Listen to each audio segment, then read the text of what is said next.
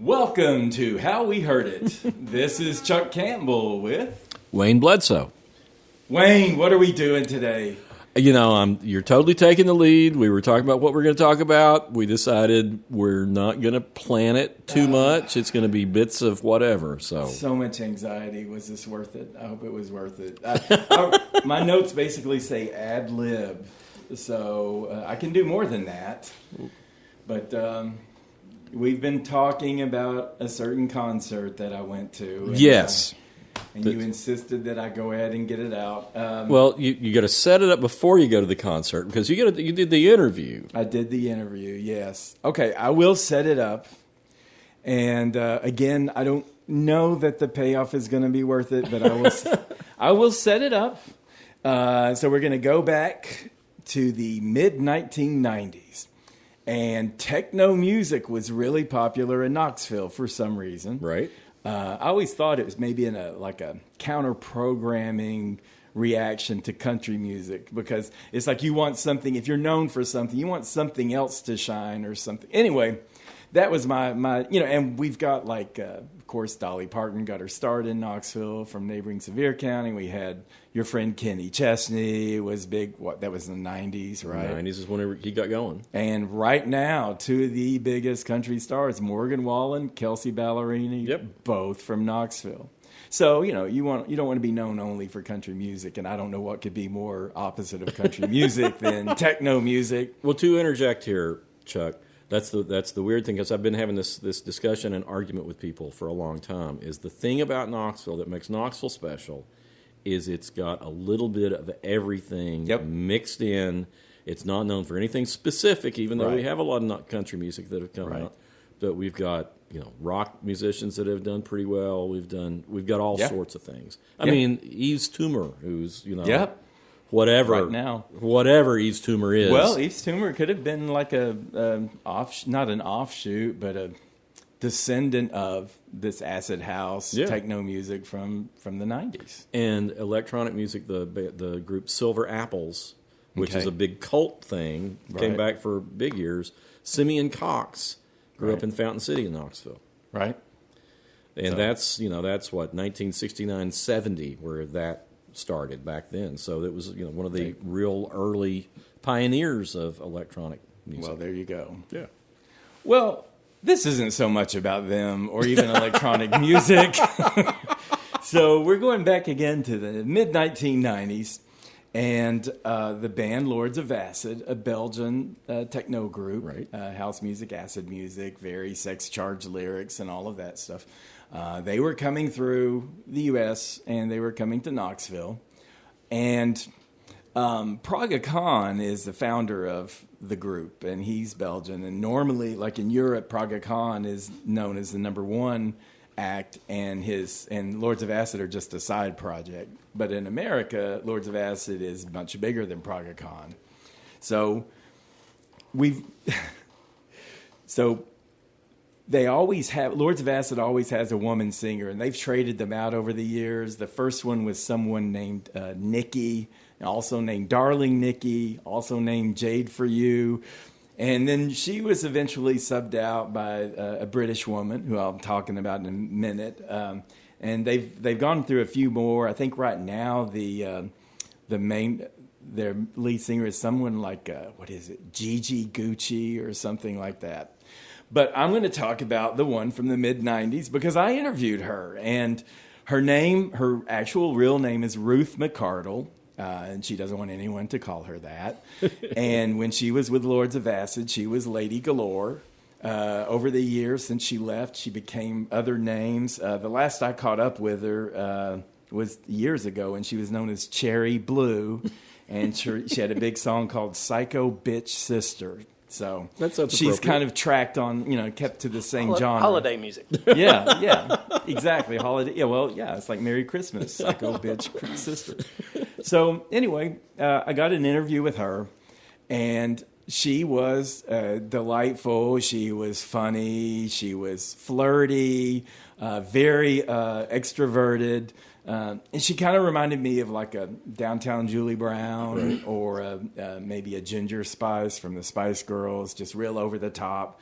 And, I know it's her performance persona, but she didn't really want to talk about music or anything. And we were just talking about everything. And she was asking me questions, about Knoxville and East Tennessee and Dolly and if we have farms here. And, I told her about the big university, and she asked how far we were from Nashville and Atlanta. And so we went through all of that.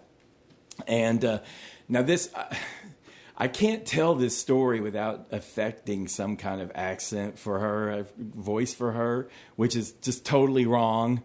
But I can't just do it in my voice because it's not going to work if I'm just Chuck talking, You've always told it with her voice. So I know, I've always told it with her voice. But just beware, she's from, like I said, she's from England. And I can't do an English accent. I'm a little more Aussie, but I sound like a Southern guy kind of doing an Aussie accent that every now and then hits an English word the right way. So just lots of warning there. I don't know how else to tell this story without doing something like that. So we're talking about Knoxville and what to expect from Knoxville for her. Because, I told her it's a big market for her type of music, which kind of caught her by surprise. She saw where we were on the map, and it's like, how does that make sense? And she said, are there big guys in East Tennessee? Are there big guys there, like big farmer guys? And I said, yeah, sure. We got big farm. She goes, big stupid guys. And I didn't know where she was going. I said, sure, yeah, we got some big stupid guys. I said, not just farmers. We have some big stupid college students, and And she said, what about big stupid shirtless guys? Are there big stupid shirtless guys there? And I really still wasn't sure where he's going. I said, yeah, sure. It's like I was enthusiastic and caught up with it. But then every time she asked another question, I got a little more anxious and a little more withdrawn. And she said, do you think there'll be big shirtless stupid guys at my show? And I said, yeah, probably. I mean, people will take their shirts off and everything, and who knows? And where did they play, by the way? They played, I believe it was the International or the Concourse. I don't know what the name was at the time, but it's a venue that's just adjacent to downtown. It was the Valerium and the Orpheus at one point, too. Yeah, it had a bunch of names, and it was one of those names at the time. But so she didn't really ask about the venue, but she wanted to know about the big, stupid, shirtless guys. So, and that's part of her performance persona, because she's very flirty with the crowd and everything. So we went back, and she was talking about East Tennessee some more, and she said, are there dance clubs there? Do you have dance clubs in Knoxville? And I was like, well, yeah, we have dance clubs. And she goes, oh, what kind of dance clubs have you got there? And I said, okay, so you guys know the bar Cotton Eye Joe's. At the time, it was promoting itself as the biggest dance club in the U.S. Right. I believe it was biggest. And so I told her that. She goes, oh, where's this club? And I said, it was kind of has country music roots, and it's line dancing, but they're really spreading out, and they're kind of getting a different demographic. And she said, with the big shirtless, stupid guys there. And I said, I don't know. I said, they might have a dance code or something. I mean, a dress code there or something. I'm not sure. She goes, oh, she said, will you take me there? And now, as well as I do, that when you have really good conversations with celebrities and you connect, you do kind of make plans on meeting them and maybe doing something with them. And usually that's just, just goes by the wayside. Maybe you meet them and maybe you don't. And almost all the plans you make, you never do that stuff. Now, occasionally I had, I've gone out with them. I've hung out on the pool deck. I've taken people places. So I had this little, palpitating fear that, is she serious? Is this a legit thing? So we, when we ended it, she said she can't wait to come to Knoxville. She can't wait to see the big shirtless stupid guys. And she can't wait to go to Cotton Eye Joe's. And I felt my chest tighten when she said that. And I said, well, I look forward to meeting you too. And when we hung up, I told my friend James he was going to the show with me. Right. And I said, well, I talked to Lady Galore. He goes, oh, how was it? And I said, it was great. She was really personable. And he goes, oh, that's awesome. And she wants to meet us after the show. Oh, cool. I can't wait to meet her. and she wants us to take her to Cotton Eye Joe's. And he just got quiet, and he said, "Are you serious?" I said, "Yeah, she wants us to take her to Cotton Eye Joe's." And he said, "Okay." He said, "I've not been there in a few years. I'm sure it's fun." And I said, "It probably won't happen. Don't worry about it. These things hardly ever happen." And she's just, a big talker, so I'm sure, we're not going to any show. So I got nervous again a few days later, and so I called Cotton Eye Joe's. And I talked to this gal there who was just so friendly, and I said, "It's Chuck Campbell from the Knoxville News Sentinel, and I just interviewed a band a couple of days ago called Lords of Acid, and they're coming to a show downtown. And the singer wants to come to Cotton Eye Joe's." And she said, "Oh, that'd be great. Bring her." And I said, "Well, she's from a European band." She goes, "Oh, that's okay. We like everybody." I said, "Well, she's from an electro band." She goes, "Oh, that's fine. We play all kinds of music." And I said, "They're kind of S&M, so I don't know, how she's going to be dressed." And she said, "No worries. Bring her." And I said, "Do you think maybe security should be alerted or something like that?" And she goes, "Oh no, Cotton Eye Joe's, we're really diversified. We have every kind of music and every kind of people. We welcome everybody. I'm sure there won't be any problem." And I was like, "Oh, I'm not so sure." But okay. So I felt better about that, and I thought, this isn't going to happen. So we go to the show. James and I go to the show, and I think the best way to describe a Lords of Acid show, the dance floor is kind of like the monster from The Thing. It's like it consumes its victims, and then a little piece of victim sticks out of it. So you've got like an arm sticking out, or some bearded dude's head, or a Siberian husky, on one side of it. And it's kind of like a combination of a mosh pit and an orgy. It's just like, and everybody's grinding on you, and you're like kind of spooked, and you're thinking, this is fun, but I really want to take my clothes and burn them when I get home. So, and there's line dancing. It was fun. You just don't look around. Yeah, there was no line dancing at all. It was just a pile dancing. But it was great. The band was great, and she was great. Everybody had a good time. James was covered in sweat and excited and fun. Right. So we talked to the manager after, and he said, "Just a minute, she wants to meet you. I want to introduce you to the band." And I said, "Okay." So we hung out and waited a bit for them, and he took us back to their tour bus, which I mentioned a few weeks ago that I've hardly ever got on tour buses, but now every story I have, I'm on a tour bus. So maybe I don't remember it. I just blocked it out. But he took us on the tour bus, and all the guys were there. And they're Belgian, all of them, and they were more reserved. I think I said hi to Praga. They said thanks for the story. And they were kind of in their own little world, kind of back from the front of the bus. And then, we're just waiting for her. And she comes bounding out. She goes, "Oh, Chuck, it's so good to meet you." And she hugs me. She hugs James. She sits us down at a little table. She breaks out a bottle of Dom Perignon and pours us all, drinks. And we're talking. She said, "Oh, it was a great show. I really loved Knoxville, and there were shirtless men out there. So, it was success, and everything." And she said, "Now we're going to Cotton Eye Joe's." and I felt panic, and I looked over at her manager, who just gave me this panicked look, And I said, "Well, I guess we can go to Cotton Eye Joe's." And the manager said, "Don't forget about the after party." They had an after party at, I think, Mercury Lounge or somewhere either on Market Square or the Old City. Yeah. So they had an after party not far away. And she goes, "Oh, forget about that." She goes, "Let's go to Cotton Eye Joe's."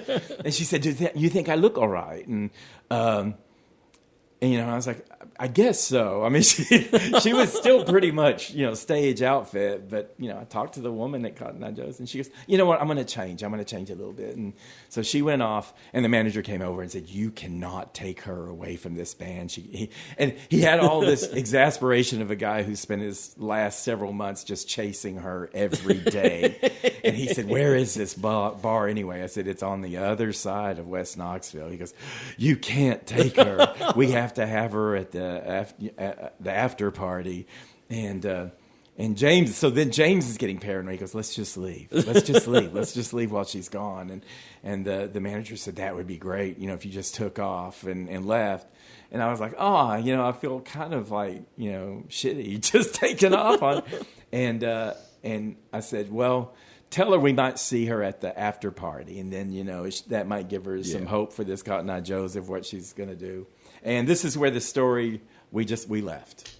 We left. And that was it. But just imagine how much better that story would have been had you gone ahead and taken it. Oh, I know. But it could have been so much worse. Exactly. Oh no, it would have been. Exactly. It would have been horrific, probably, but it would have been a great story. Right. I mean, it's still a good story. We could have been beaten up by stupid shirtless men, if for defending her honor. She may have married a stupid shirtless man and settled in Knoxville. We could have ended up in jail, or we could have all died. Yeah. I don't know, and I do think about that. I think about that all the time. It's like, what would have happened? Yeah. Because most of the other things that I've done beyond just, the interview review type, right, has been really sedate stuff, and this was like potentially disastrous. I don't think I've had any disastrous or nearly disastrous things like that. I mean, there were, when I went on tour with Kenny Chesney, there were some moments, where things could have gone sideways, and right. And when I took Elvis Costello around downtown Knoxville, we had a great time. And I took him to the radio station I was doing work at then, outside of the Sentinel when we were working together. And we went to the old city and we had lunch and had a great time. The thing about that is it's so funny because he called me up the night before the show, the day of the show, not before the day of the show, and said, "Oh, Wayne, this is Elvis Costello. I thought we'd get together and talk." And I said, "Well, I've got my daughter's softball game. Let me get somebody else to pick her up." No, I've got kids. So we'll just talk tomorrow. So we go out and we go out to lunch, right, and we basically spend the whole afternoon together, right, and have this great time. But we bond. You always bond over somebody that you both like. Yeah. That's when you're doing interviews, you bring up somebody that they like, that you like, and then all of a sudden you're kind of, your conversation really gets going. And of all people, we bonded over Bing Crosby because we both like old Bing Crosby stuff. So we started talking about that. But then, before he left, he started telling me about the Black and White Minstrel Show, which was a show on the BBC up until, I think, 1981. Wow. And he said, "You've got to look it up because you won't believe it." Wow. And I said, What do you mean? He says, "I can't tell you. You just got to look it up because you won't believe it." And so I get back to work after we've had this great afternoon, and I look up on the internet the Black and White Show on the BBC. Right. It is, and this in the 70s. Right. An actual show with all these old British guys in blackface. Oh, my God. In blackface. Oh, no. Singing stuff and entertaining. And it's like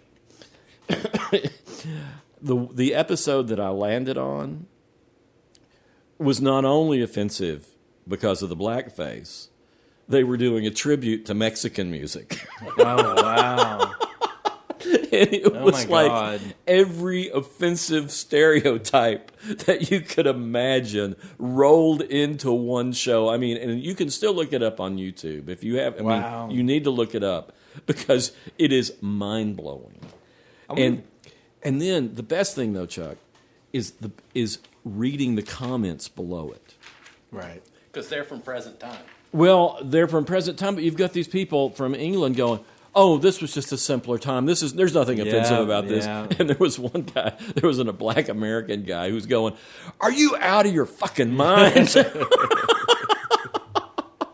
Because, he was just going on like, "What is wrong with you people?" Right.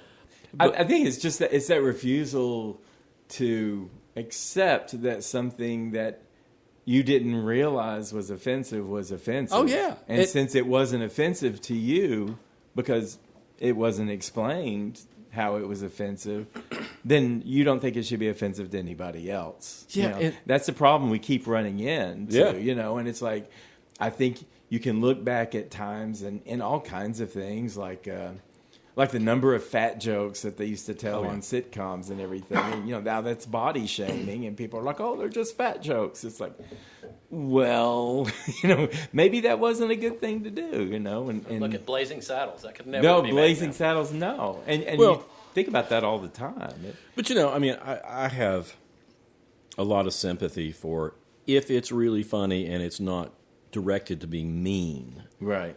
I think that there's plenty of things I could be sensitive about that people make jokes about that I'm not sensitive about. Right. But this was just so beyond the pale. Right. Not just... It's like... And nobody had the power to complain. No. But it was funny because the next time I interviewed him, I said, "You were right." And we got to laugh about it, but it was like, I couldn't believe it. And it's still on, huh? No, it went off in the 80s. It went I think 81. It's still on like YouTube. Oh, it's on YouTube. You can look it up, and you will. Interesting. Your mind will be blown. It's hard to imagine. But I got to say, the next time I talked to Elvis Costello, I've always remembered this as the way to greet people. He said, "Oh, Wayne, it's so nice to hear your voice again." It's like, oh man, Elvis Costello said it was nice to hear my voice again. It was like, yeah. From here on out, that's how I'm going to I know to make people feel good. Yeah, if I talked to Lady Galore again, it would be, "Where the hell were you?"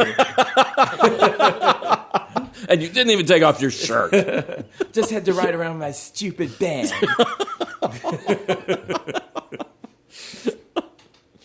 Oh, man. Well, but that's one of the fun things that was always when we were working together is like, getting off the phone or coming in the next day after something and talking about all the, what the hell had happened.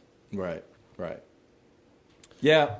I remember like just my enthusiasm with the conversation we have, and then she just, with everything she said, it started collapsing in on me, and I was like, "Sure, shirtless man. Yeah, they'll be there. Okay, I'll take you."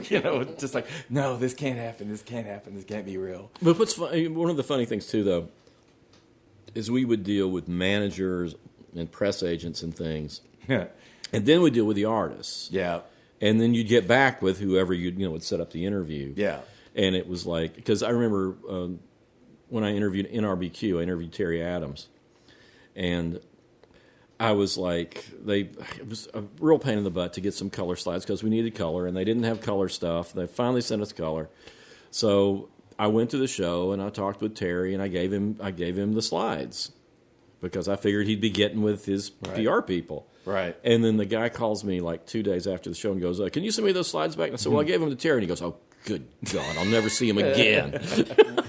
Yeah, I have to say that dealing with a lot of managers and publicists and everything, a lot of entertainers are just children, and they're like, they can't keep up with anything. Yeah. They're not thinking about it. They're just like toddlers in life. They may sit down and bang out a really, provocative, thoughtful story or whatever, but they can't remember to sign a contract or, so. Yeah, that's the case with a lot of them. Yeah.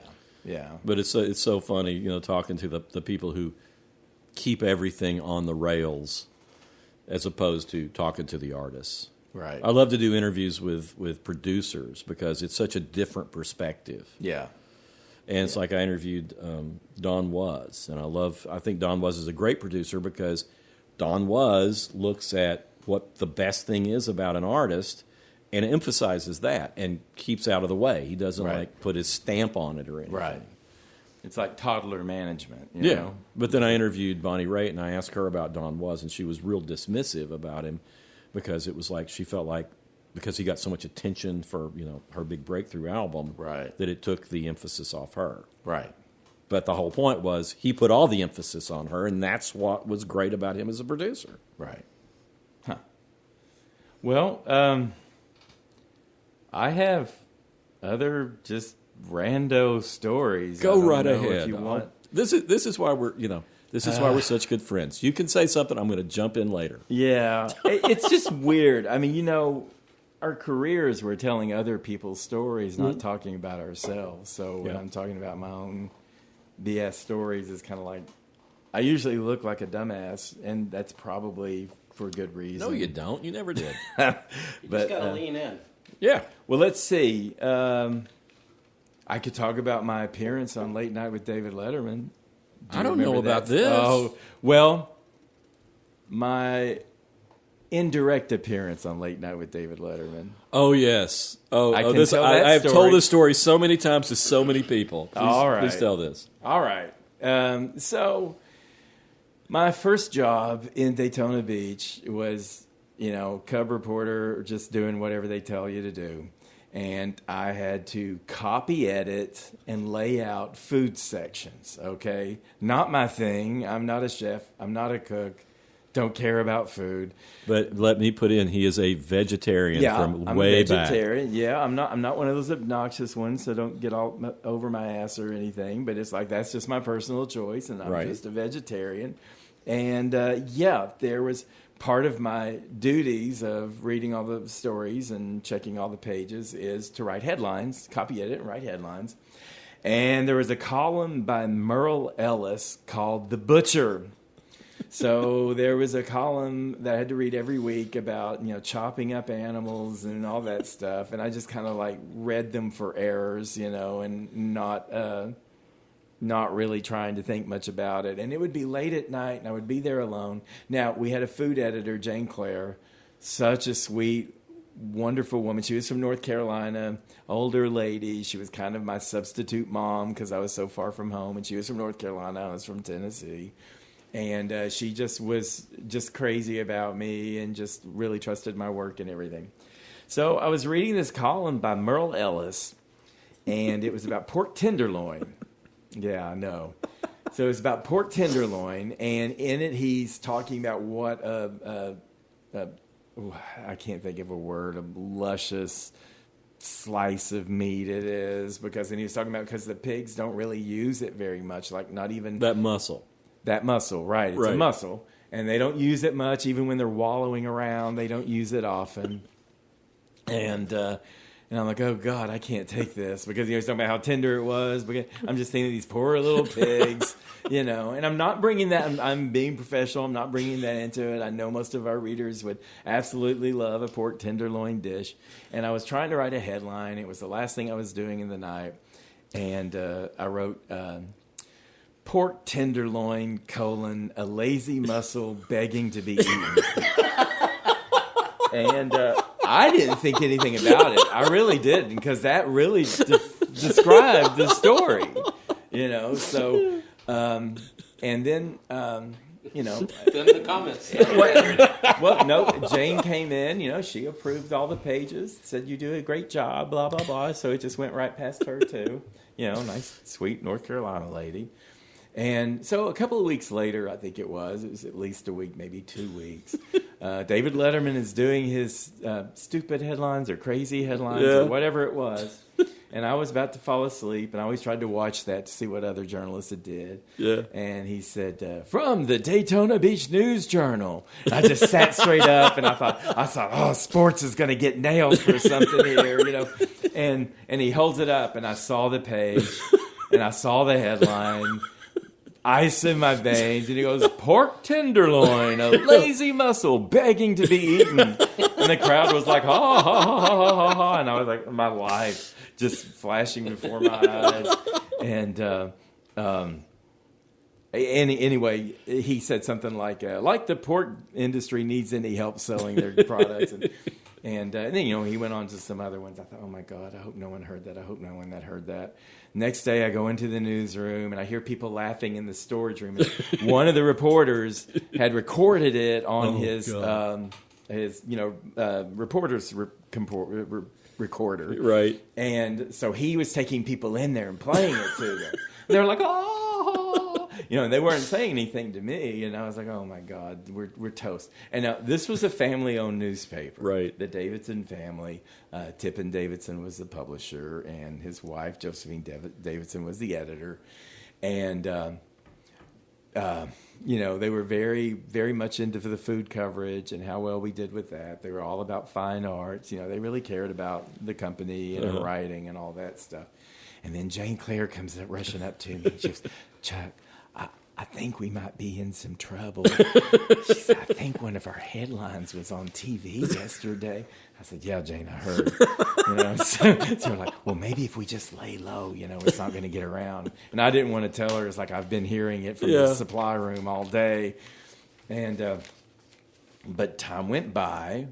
Josephine, Tippin, nobody said anything to me. No one said anything to Jane. We thought, okay, we got by with it.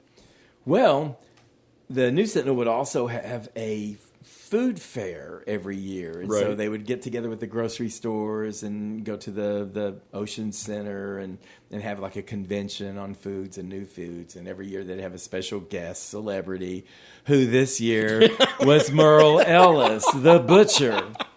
So, great. And so Jane tells me, she goes, well, I'm going to dinner with Merle Ellis and Tippin and Josephine. She goes, wish me luck. And I thought, oh my God, this is going to be so awful. And she came in the next day and she said, good news. He saw it. He brought it up. But he said, that was so great. And he really appreciated all of the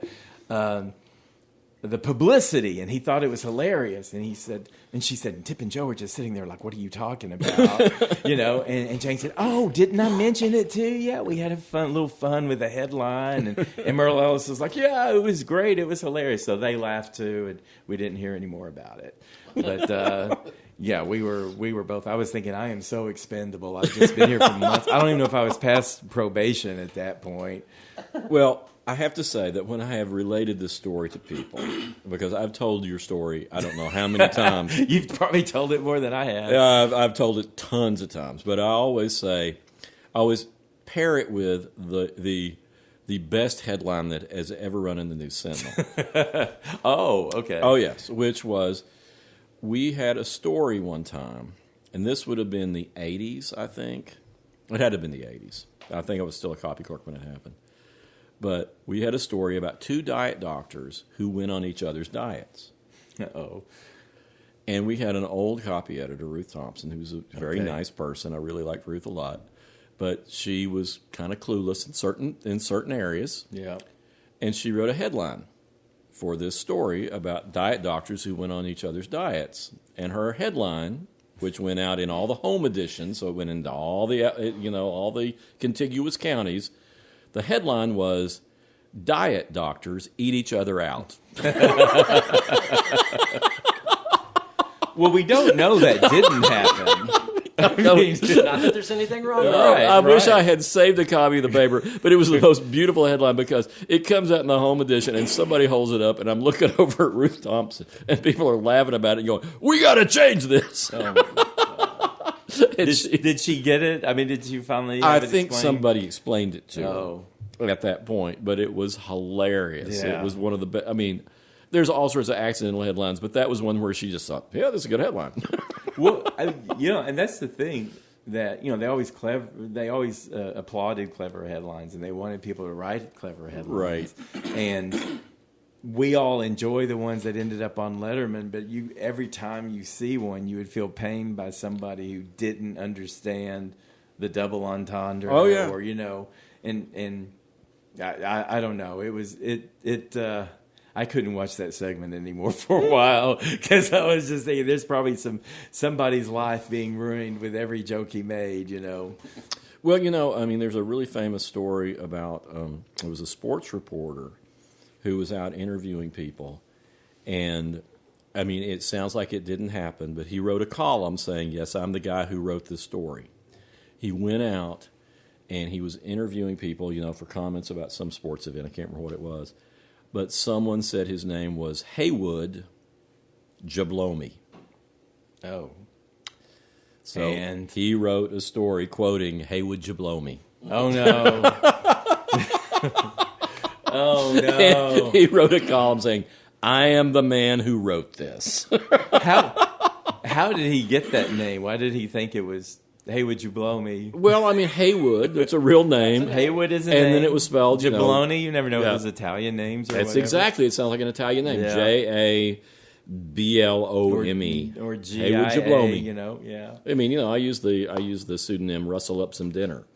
when I wanted to, I want to make A comments. little more wholesome. A little more wholesome. But Hey Would You Blow Me is pretty perfect. Yeah, yeah. And the poor guy wrote a call. I mean, he was world famous. Right.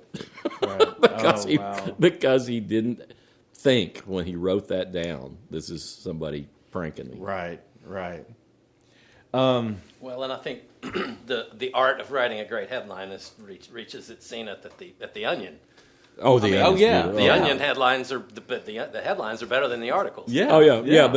But the Onion, the thing that was perfect about the Onion is, I mean, and it wouldn't.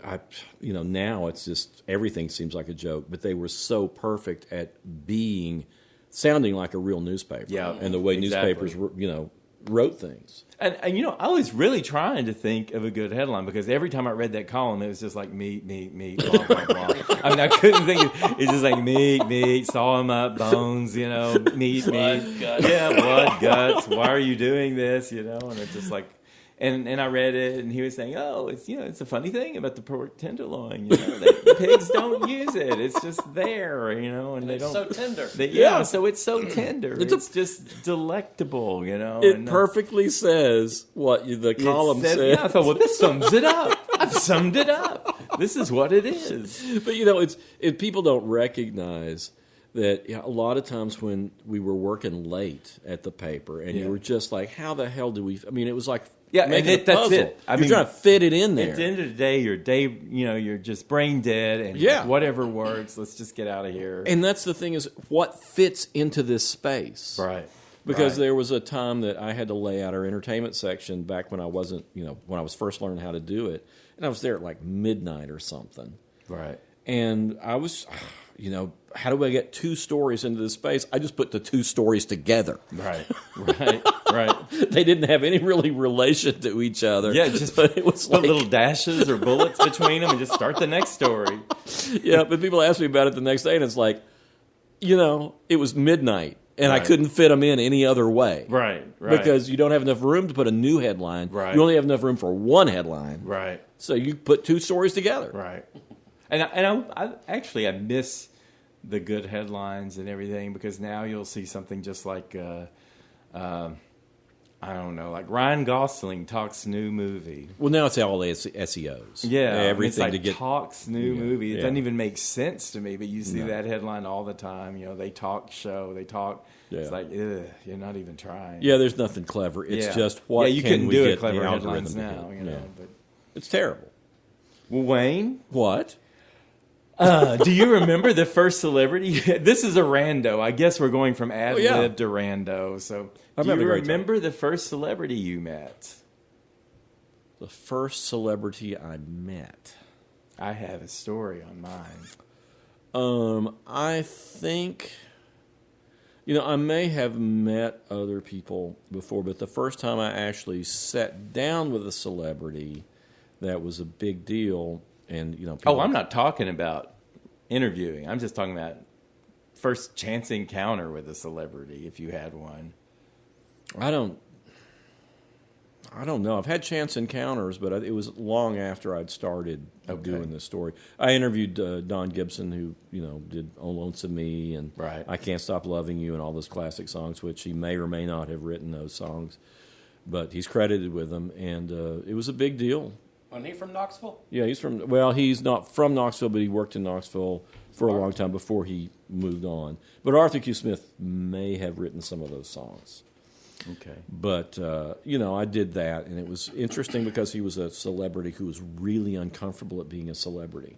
Okay. I sat down at Acuff Rose Music with him and had a great interview, and it was intimidating to some extent, but it was like I was trying to put him at ease. Right. Because he was so shy and uncomfortable. God, right. It was interesting. Yeah. But that's probably the first time I can say this was. But you have a story. I mean, I do. I can just I can fill the air with stories that no one wants to hear. But, so the first celebrity I met, right? I was 19 years old, and it was the summer between my freshman and sophomore years at the University of Tennessee. Okay. And I was working as a security guard at a major hotel chain near the Knoxville airport. I'm not going to name them because of some certain such and things. And the only other person who worked at night, I worked the night shift, 11 p.m. to 7 a.m. When you're 19 years old, that's just like a death sentence, because you don't see your friends, and I was working with an 18-year-old, I'll call her Blondie, because she had big, poofy, long blonde hair. And she had like a voice like a little girl. So she was in charge of the front desk. And we were the two people in charge of the hotel all night long. So we would work, and there was a restaurant there, and it would like completely shut down and empty out by midnight. Mm-hmm. And once the restaurant people were gone, it was just me and Blondie. And my job was mainly like chasing kids and people out of the pool after hours, maybe delivering a little late night room service or early morning because, I was there till 7 the next day. So I'd be all bloodshot eyes, like, here's your breakfast, and ready to go. And not much else. And Blondie and I would probably around 2 o'clock or so, she would crawl under the table at the front desk and go to sleep. And I would go into the restaurant and crawl under a table and go to sleep. Right. Okay. And I had my beeper. So, you got 2 teenagers in charge of this big hotel, and we're both sleeping. But by God, you got to sleep when you got to sleep. Yeah. So that was kind of our shtick. And one time we had someone was stealing TVs out of the back wing of the hotel. And we got a report from somebody that they saw a suspicious car. So I didn't have any weapons. I didn't have any guns or anything. But I grabbed like a shuffleboard stick and went running back there, at this looking for this car. Right. And of course, shuffleboard sticks like made of aluminum foil. It has you could hit someone as hard as you could with it, and it's not going to damage them at all. Right. But that was my big excitement night. We didn't get to sleep till about 2 a.m. that night. Yeah. That's when we finally fell asleep on the floor. But one night there was this fellow sitting in the lobby, and friendly guy, and he was just watching TV, and I asked him if he was checking in, or he goes, I don't know if I'm checking in or not. I'm waiting to see. And I said, okay. And he just started talking to me, very engaging. He was from New England, for sure. So it was like, oh, you don't have that Southern accent. I mean, we had a lot of visitors. We had a lot of visitors from places that people didn't know East Tennessee. This is where a woman asked me, she said, okay, we're trying to get to the Smokies. We came from Loudoun County into Blount, and we need to know if we go into Sevier. And I said, okay, first of all, it's Loudoun County and Blount and Sevier, and you can go through either Blount or Sevier. And she goes, oh, I got that completely wrong, didn't I? But anyway, this guy was from New England, and he was very charismatic. And we sat and we talked, and it was interesting to do something different. He asked for coffee after the restaurant closed, and I just went in and made him coffee and brought it out. And he was asking what I was doing and all this stuff, and I asked, why he was in limbo. And he said he was a singer. His name was Freddie. He says, not Freddie Mercury. He said his name was Freddie Cannon. And I had no idea who Freddie Cannon was, right?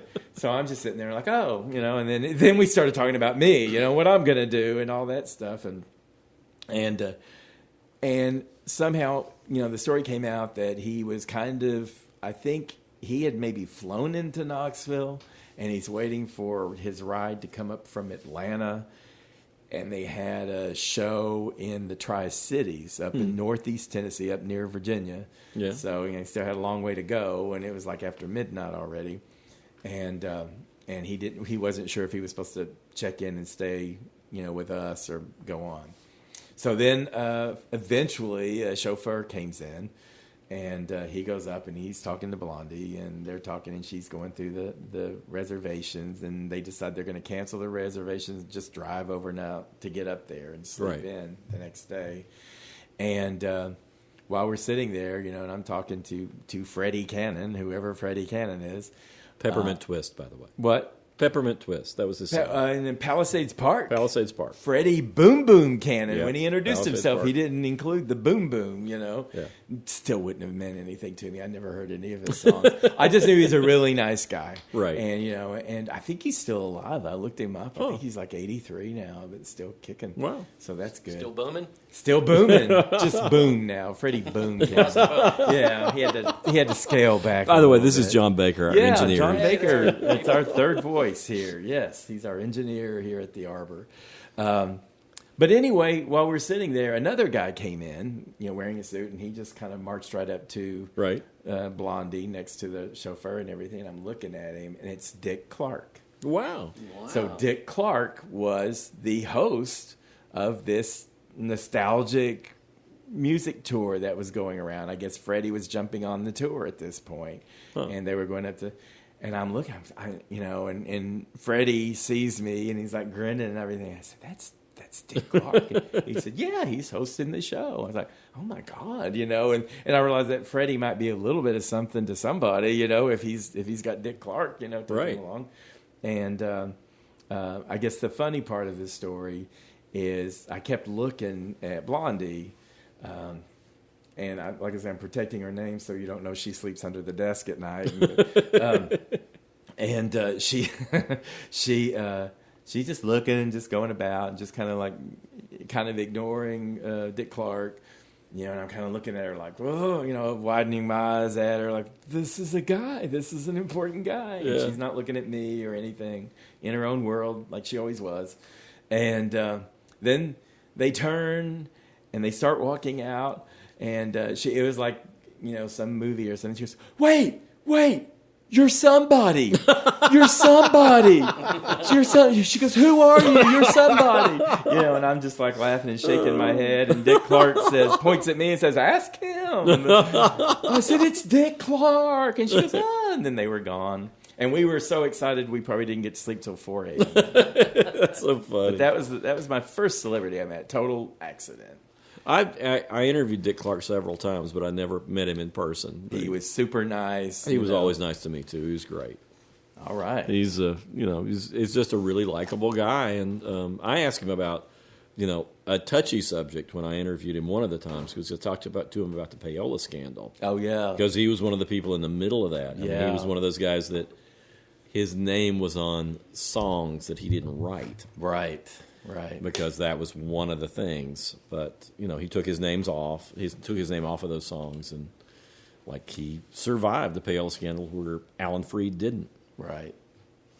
But yeah, he was a great interview, nice guy, and I really liked talking to him.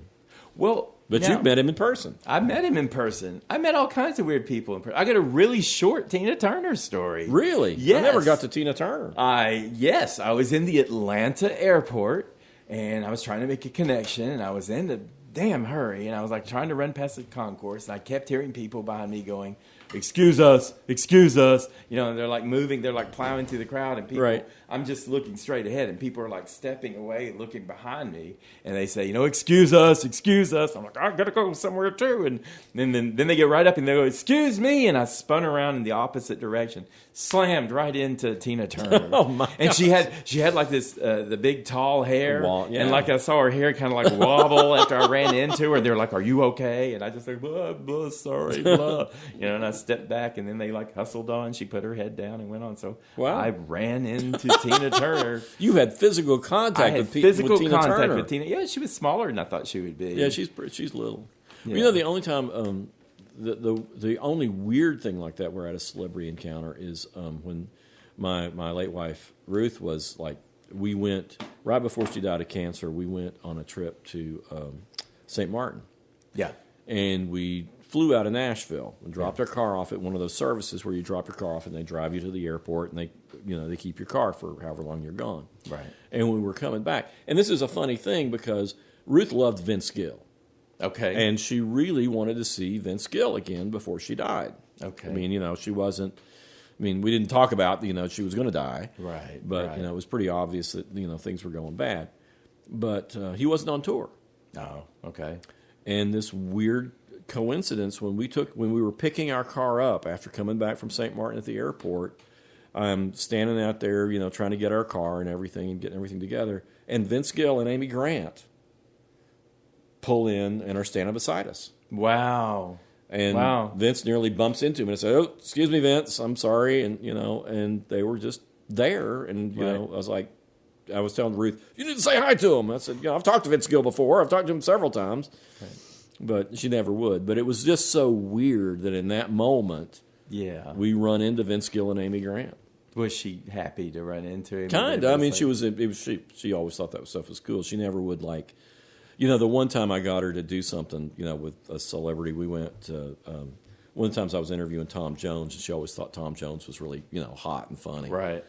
I was going to interview him at home because it was like after hours. So I made sure she answered the phone. Oh, cool. Oh, that's cool. So she got to have say a hi to Tom little Jones. conversation. Did she throw her panties at the phone? She did not, but my grandmother, when my grandmother would see Tom Jones, she and I don't my know if we want to hear the 80-year-old cousin were, that's what they talked about, is like they're going to throw panties at Tom Jones. I had a very cool grandmother. Yes. Somewhere along the line, I've collected a live Tom Jones record from like 1967 or something.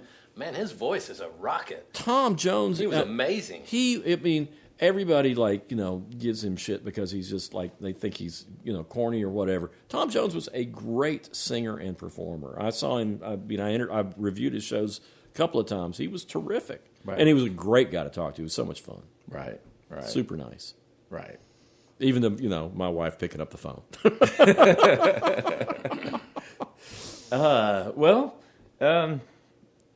I can ramble about other things, but we're actually getting We're getting close to an pretty hour. close to an yes. hour, and I kind of wanted to talk a bit about one of my recommendations here. Okay, well, we both got recommendations. Where are we at? All right. Yeah. Oh, yeah. Well, we'll Yeah, probably get right in an hour.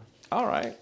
You want me to go for it. first? You go for it. Okay. So, just about every woman singer is releasing a new album or has released a new album this year. And it's everybody from Katy Perry to Lady Gaga to SZA to Ariana Grande to Beyonce to Shakira to Dua Lipa to Casey Musgraves. And there's just this intense media glare on Taylor Swift right now. Right. And there has been, because she's breaking all the records, and that's whatever. And she's got the football player boyfriend and just a war with Kim Kardashian. So she's just elevated beyond the pale with everybody else. And I'm worried that some of these women, these albums haven't been great. So it's just as well they kind of fell off to the wayside. But I want to advocate for the Billie Eilish album of this year, the Hit Me Hard and Soft. I love, I think she's got a remarkable voice and a remarkable, like, the way she sings and enunciates. And her brother, Phineas, is just this extraordinary producer. Mm-hmm. And they've created an album that's meant to be heard like an album. It's not a concept album, but one song flows into the next, and there's a lot of, like, transitions and everything. And it's intoxicating. It's smart. It's woozy, it's got this whole kind of mesmerizing vibe to it. And another thing I think that is great about it is that Billie Eilish has been, she's not really being cagey or coy about her identity or anything, but like she said, I'm in LGBTQ. I thought it was obvious, Right. And I think she had a boyfriend, so people were sort of surprised. She had lost a lot of followers when she announced that basically she's bisexual, I think. Right.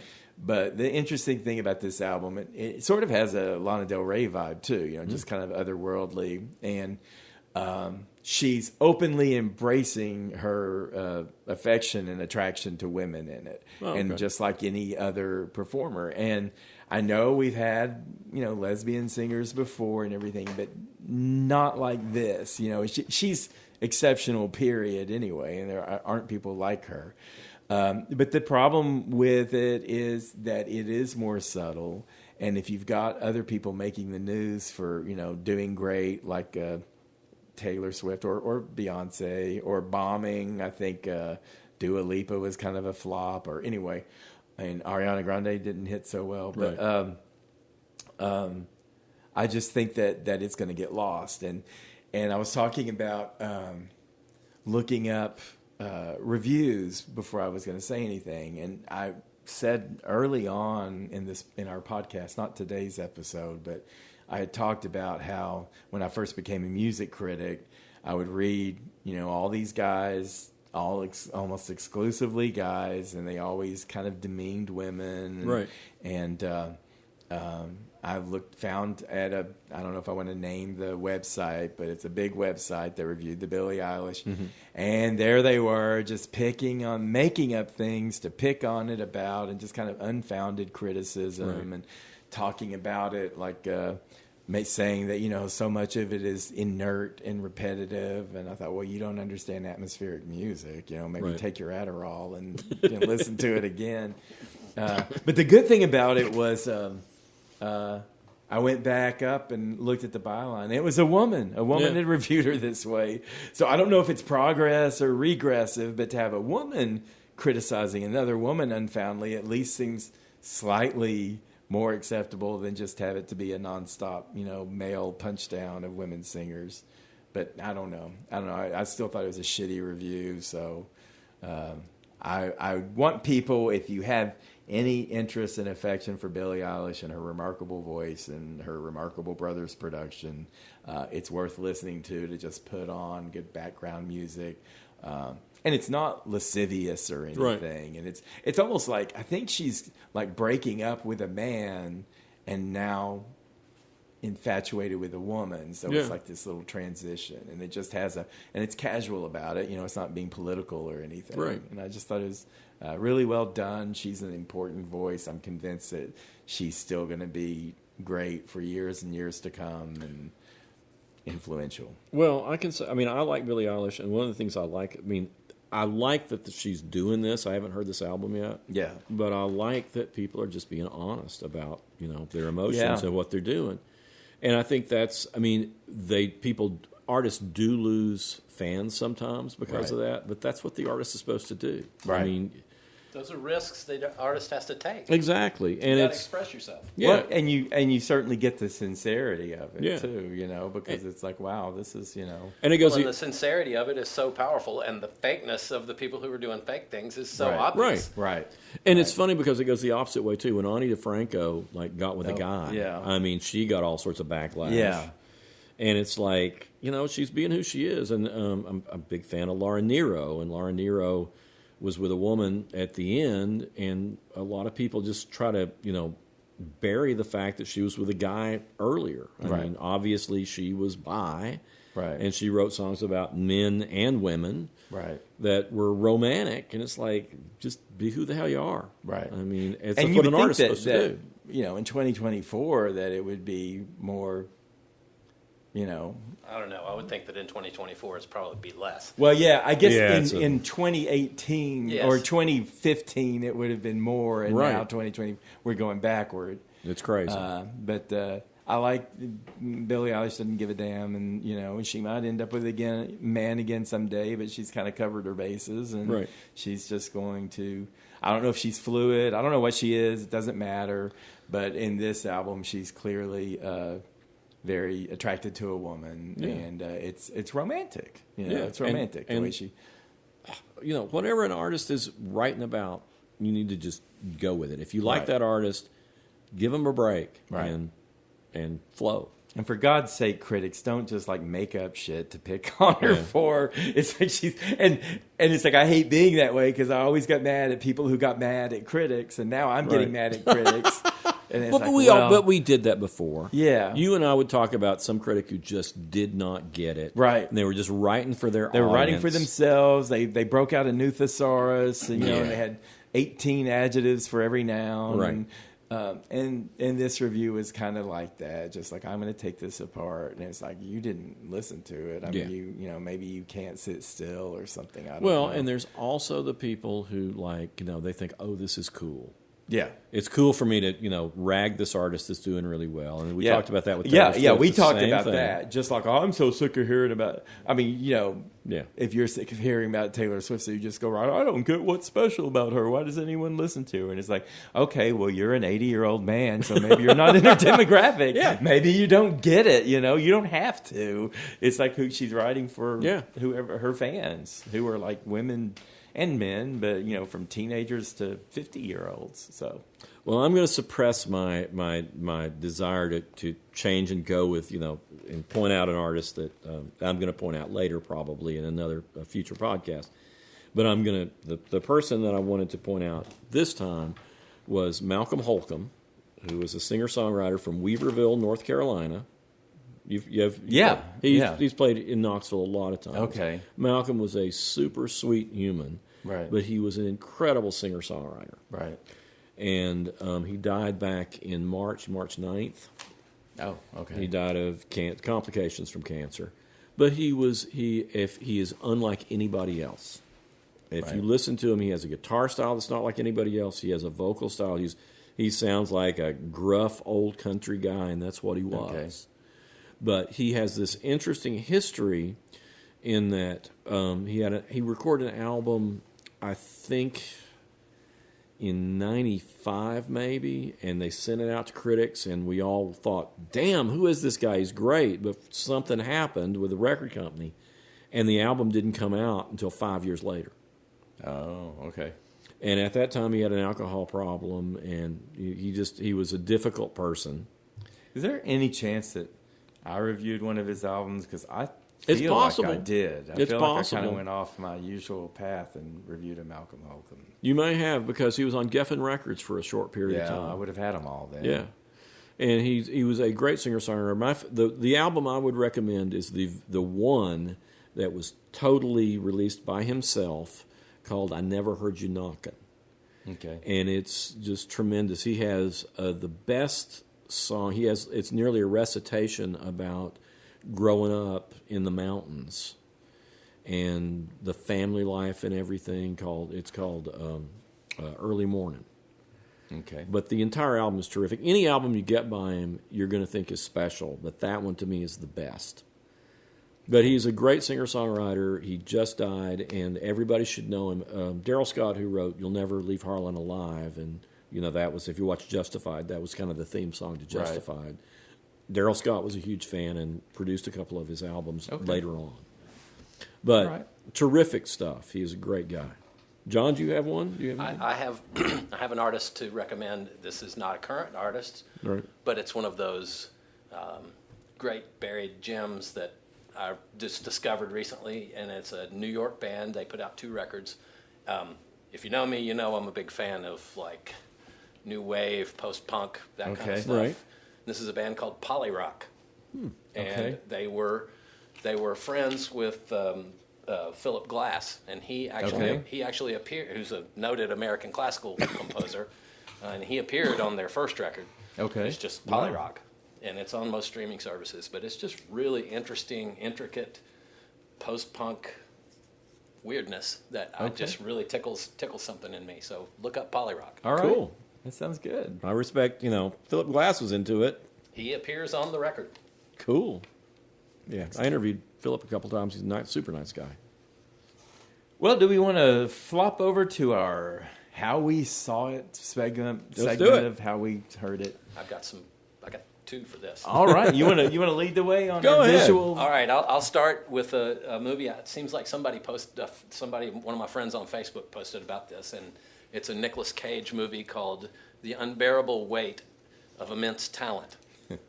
And it's directed by Nick Cage, and he stars as himself, and it's very meta and self-referential. He stars as himself, and he is obsessed with his next role, and he's sure that this next thing is going to be a deal breaker for him, or not. It's going to be a game changer for him. Right. And in the meantime, his 15-year-old daughter's having a birthday, and the daughter's mother, his ex-wife, is saying, "You better be at his birthday party." Right. And he shows up, and he's on his phone going, "Did I get the part? And he just ruins his daughter's. Right. And in the end, he gets persuaded to take a gig because he doesn't get the part, and his talent agent is what's his name? He was in How I Met Your Mother. Anyway, it's got tons of great cameos. Right. Anyway, the only gig on offer is $1 million to go to some guy's compound in Spain.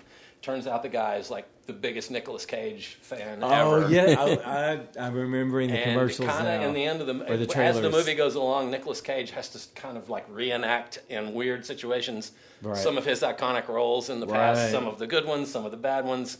And it shows that Nicolas Cage has a good sense of humor about himself, and he's able to make fun of himself. And in the end, I don't want to give it away. It's just really worth your time. Very funny and very circular in its storytelling. Okay. Well, I like we were talking before we started the show. I think we could do an entire episode on Nicolas Cage movies. And I can tell the story where I met Nicolas Cage. That's right. Another rando story. It'd only be about 10-second diversion from everything else about Nick Cage. But Nicolas Cage has made some wonderful movies and some horrible movies. Well, and he references in here. It's like, people are always talking about it. He's like imitating his critics, saying, you put out too many movies. You don't give people enough time to digest what you do. And it's the truth. Yeah. I love it. I mean, but it's funny that he recognizes that, and he's making fun of himself. Right. Makes me like him more. Right. You have another? I had another one. It's just a quick reference that I just started last night, and it's on HBO, and it's a thing. It's a documentary about Stax Records in Memphis. Okay. It's a 4-part thing. Oh, I think I saw that. Well, I lived in Memphis for 5 years, so it's home, or not home, but away from home for me. Right. But it made me almost cry a couple of times. Oh, wow. It's really good, and Otis Redding is fantastic, and they interview Booker T. Jones a bunch, and he is just a wealth of information. And Booker T. and the MGs, the way that record studio came together. It was a brother and sister. It was a brother and sister White that bought an old theater in South Memphis, which was a noted black place, and they initially set out they were going to record country music. Right. But the sister opened a record store in the front and encouraged all the kids to come in and listen, and they had dance parties in the record store, and she was just really into the local kids, and so she talked her brother into letting some of the local kids come in and record, and that basically ended up being Booker T and the MGs, and it was part black, part white, in a part of town where that was not. Right. I mean, there were not many white people in South Memphis in the 60s. Right. And it's pretty amazing. I didn't live in Memphis, but I was a planner for their media for commercial appeal and their content and their social media and stuff like that. And I think a lot of people really look past how important Memphis is in the music business. It's huge. It's kind of like Nashville's the Taylor Swift and Memphis is the Billie Eilish. It's like, don't look past this other one. It's not all the flash of the one. There's more than. And they constantly did great stories there about their history and so much of the Memphis music scene, and the reason why Memphis music broke so many barriers is because of the crossing of racial lines. Yeah, Sun Records. There's a little bit of that with Elvis. It's like if we could just find somebody that could sing like a black person, but that was white, and that was Elvis, and then give attention to the black artists, and credit to the black artists. Yeah. I interviewed a bunch of different people who worked with Stax through the years, and it was interesting talking to like the white people who worked at Stax, because after the assassination of Martin Luther King, there was a shift that the black artists did not want white artists on those records. They didn't want them on their stuff.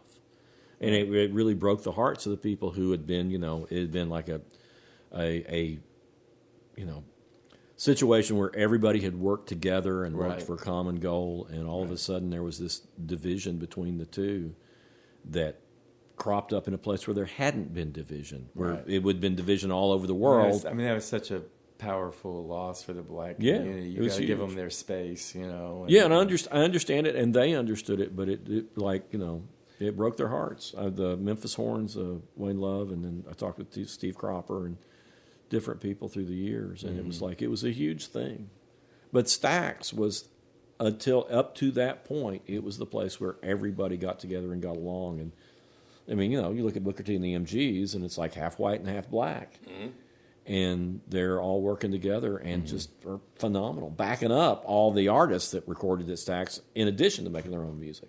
Yeah. And also the notion that Green Onions, arguably Booker T's biggest international hit, that was just, they came up with that. That was a B-side that they came up with in like 20 minutes. Booker T just had this little chord progression, and they all just kind of jammed on it, and it became a #1 hit. But by the same token, Booker T was a guy, he had like a college degree. I mean, that was the very thing. He was smart. going to college while he was doing this stuff. He was 14 when he started Yeah, I playing there. know. It's insane.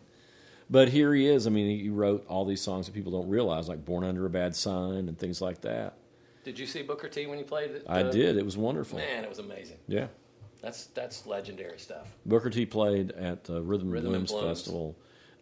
It's like under the interstate. It's under James White Parkway. It It was pouring down rain. Pouring down rain. But under the bridge, it was dry. But there was a vent. There was like Where a all that drain water was hole coming down. right in front of the stage. And Oh, it was wow. just Yeah. But Booker T was It terrific. was fantastic. Yeah. Yeah. Well, Wayne, you got a movie?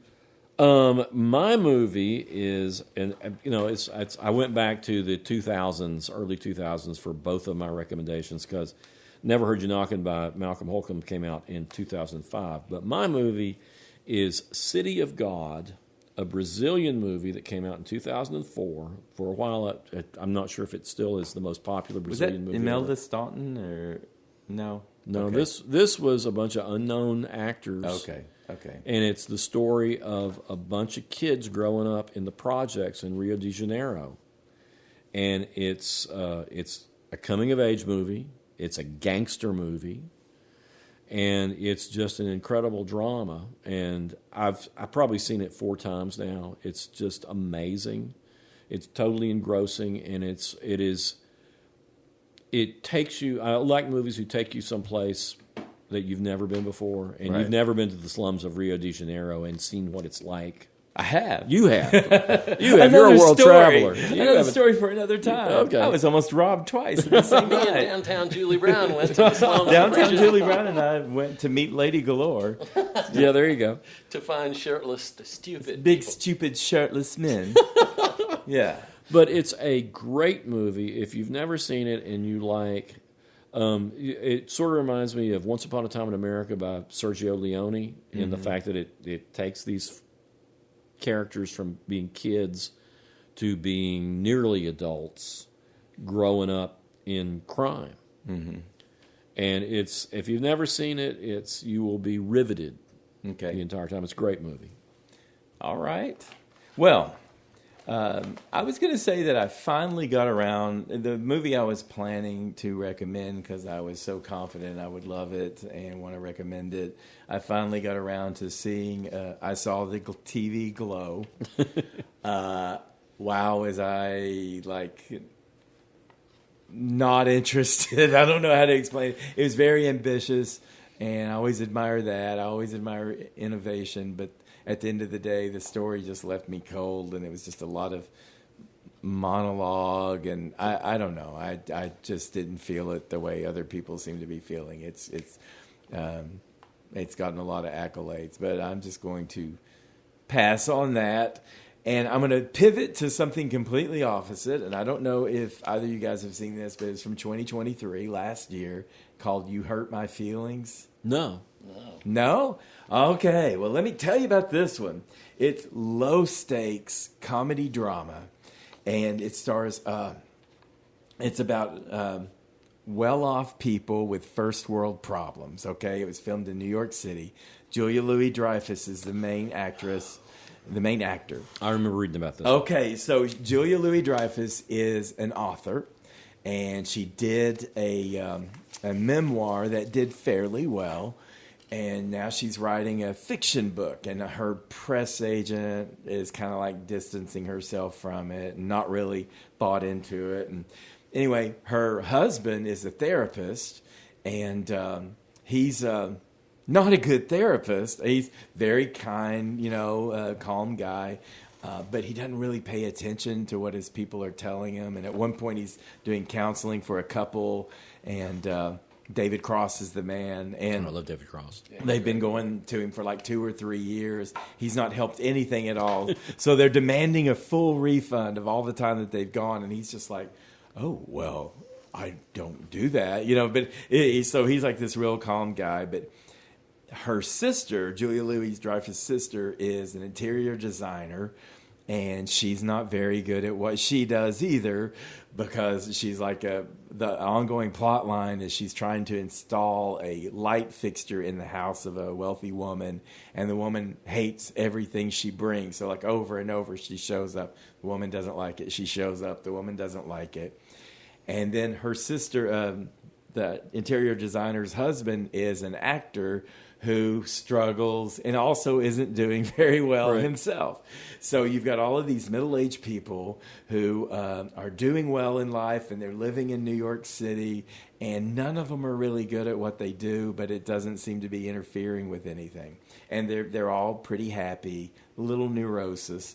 Her mom, their mom, the two women's mom, is great. I wish I'd written her name down, but she's like this really blunt, just plain spoken, woman who's like constantly criticizing them. But you get it, you get why, because they're neurotic, and she's just done with that. And also, Julia Louis-Dreyfus and her husband, they have a son who's like just graduated from college, and so.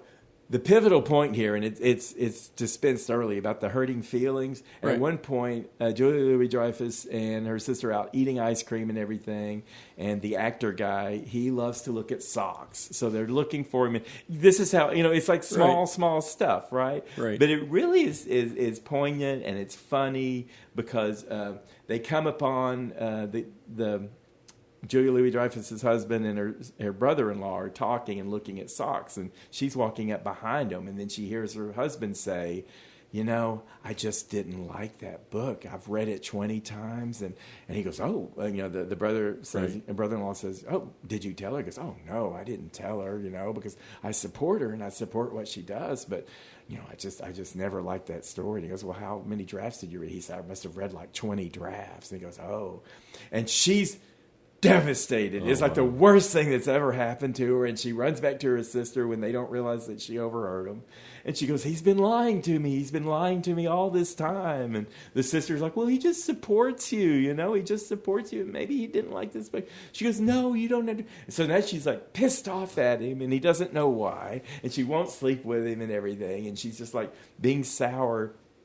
But there's sort of a pivotal part where her son, who's kind of a loser, he's graduated college, he's working in a marijuana shop, and he's going to write a screenplay. And she said, oh, can we read your screenplay? He's like talking to his parents. And he goes, no, it's not done yet. She goes, oh, I'm sure it'll be great. And he said, you don't know that. You can't say that. And she said, well, I'm just, I have faith in you.